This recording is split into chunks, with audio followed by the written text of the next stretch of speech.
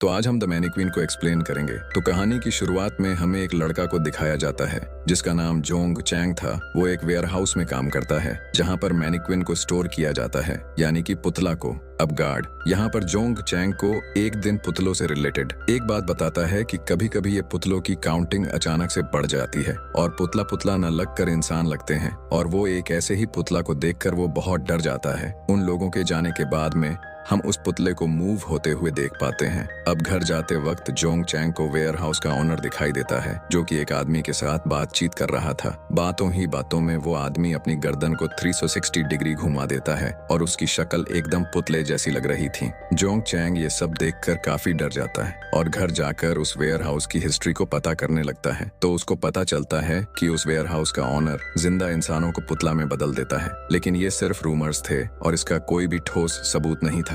लेकिन हमने इस कहानी के अंदर अभी तक देखा है उससे तो यही लगता है कि ये सारी चीजें बिल्कुल सही है। फिर अगले दिन गार्ड को चैंग इंटरनेट के अंदर मेंशन सारे डिटेल्स बताता है, लेकिन गार्ड कहता है कि ये सब बकवास है। और वो दोनों जैसे ही वेयर हाउस ओपन करते हैं वैसे ही वो डरावना पुतला दरवाजे पर खड़ा होता है। लेकिन शॉकिंग बात ये थी कि इन दोनों ने ही उसको कल एक्सट्रीम कोने के अंदर रखा था, तो वो यहाँ पे कैसे आ गया। ये देखकर दोनों वहाँ से भाग निकलते हैं। अब अगले सीन में हम चैंग को घर जाते वक्त फिर से ओनर और इंसान जैसे लगने वाले पुतला को देखता है, लेकिन आज वो पुतला चैंग का पीछा करने लग जाता है और वो उससे बचने के लिए एक अंडरग्राउंड मार्केट में पहुंच जाता है, लेकिन डेड एंड की वजह से वो वहीं रुकता है। अब वो पुतला चैंग का पीछा करते हुए उसके पास में जैसे ही आता है तो चैंग उसको धक्का देकर तोड़ देता है और उस पुतले के अंदर से बहुत सारा खून निकल कर बाहर गिरता है। और थोड़ी देर हम देख पाते हैं कि चैंग भी पुतले में बदल जाता है और तभी ओनर उसको देखकर ये बोलता है कि वो उसके जैसा ही पुतले को ढूंढ रहा था और वो जैसा है